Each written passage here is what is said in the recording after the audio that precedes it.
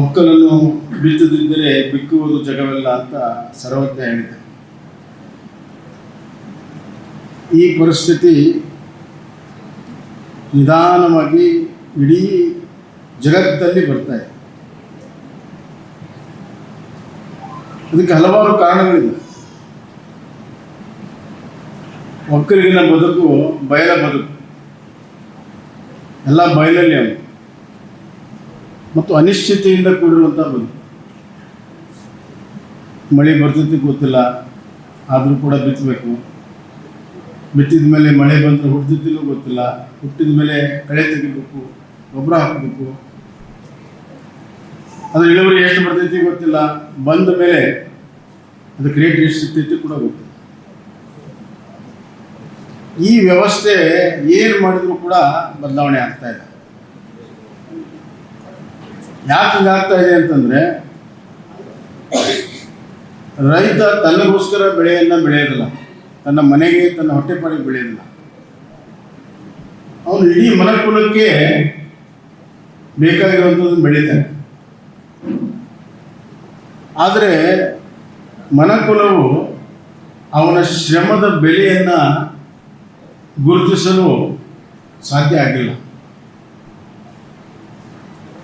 ಅವನು ಸುಗ್ಗಿ ಒಳಗಡೆ ಏನು ಮಾಡ್ತಾನೆ, ಅದಕ್ಕೆ ಎಷ್ಟು ಖರ್ಚು ಬರ್ತದೆ ಅವ್ನಿಗೆ ಗೊತ್ತಿಲ್ಲ. ಒಂದು ವರ್ಷ ಒಂದು ಎಕರೆಗೆ 25,000 ಬಂದರೆ ಮುಂದಿನ ವರ್ಷ 35,000 ಬರ್ತದೆ. ಜಾಸ್ತಿ ಮಳೆ ಆದ್ರೂ ಕೂಡ ಸಮಸ್ಯೆ, ಕಡಿಮೆ ಮಳೆ ಆದರೂ ಸಮಸ್ಯೆ, ಕಳೆ ಜಾಸ್ತಿ ಆದರೂ ಸಮಸ್ಯೆ, ಎಲ್ಲ ಖರ್ಚು ಬರ್ತದೆ. ಅನಿಶ್ಚಿತೆಯ ಒಂದು ಇಡೀ ಸುಗ್ಗಿ ಪೂರ್ವದಲ್ಲಿ ಅವನ ಚಟುವಟಿಕೆ. ಅಲ್ಲಿ ಕೃಷಿ ಅಂತಾರೆ. ಸುಗ್ಗಿ ನಂತರ ಇದೇ ಕೃಷಿ ಬೆಳೆದಂಥ ಬೆಳೆ ವ್ಯಾಪಾರ ಆಗುತ್ತೆ. ಯಾವ ವ್ಯಾಪಾರ ಅಂದ ತಕ್ಷಣ ತಗೊಳ್ಳೋರು ಲಾಭ ನಷ್ಟ ನೋಡಿಸೋದು. ಇಲ್ಲಿ ಲಾಭ ನಷ್ಟ ನೋಡ್ದೇ ಅವನು ಖರ್ಚು ಮಾಡ್ತಾನೆ, ಆದರೆ ಮುಂದೆ ಬೆಳೆದಾಗ ಲಾಭ ನಷ್ಟ ಬರ್ತದೆ.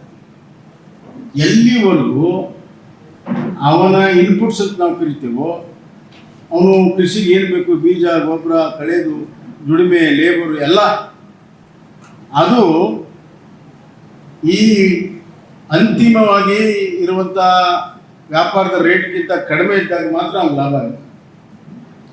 ಅದಕ್ಕೆ ವಿದೇಶದಲ್ಲಿ ಒಂದು ಸಿಸ್ಟಮನ್ನು ಮಾಡಿದ್ದಾರೆ. ಅವರು ಪ್ರತಿಯೊಂದು ಸೀಸನ್ಗಿಂತ ಮುಂಚೆ ಎಷ್ಟು ಬಿತ್ತನೆ ಆಗುತ್ತೆ, ಎಷ್ಟು ಬೆಳೆ ಬೆಳೀತದೆ, ಕಳೆದ 10 ವರ್ಷ ಏನು ಮಳೆ ಇತ್ತು, ಮುಂದೇನಾಗುತ್ತೆ, ಒಟ್ಟಾರೆ ಎಷ್ಟು ಉತ್ಪಾದನೆ ಆಗುತ್ತೆ, ಮತ್ತು ಮಾರುಕಟ್ಟೆಯಲ್ಲಿ ಎಷ್ಟು ಬೇಕಾಗಿದೆ, ಅಂತಾರಾಷ್ಟ್ರೀಯ ಮಾರುಕಟ್ಟೆಯಲ್ಲಿ ಎಷ್ಟು ಬೇಕು, ಡೊಮೆಸ್ಟಿಕ್ ಮಾರ್ಕೆಟಲ್ಲಿ ಎಷ್ಟು ಬೇಕು, ಇದೆಲ್ಲ ಮಾಡಿ ಒಂದು ರೇಟನ್ನು ಫಿಕ್ಸ್ ಮಾಡ್ತಾರೆ. ಉದಾಹರಣೆಗೆ ಮೆಕ್ಕೆಜೋಳ 2,500 ಫಿಕ್ಸ್ ಮಾಡ್ತಾರೆ.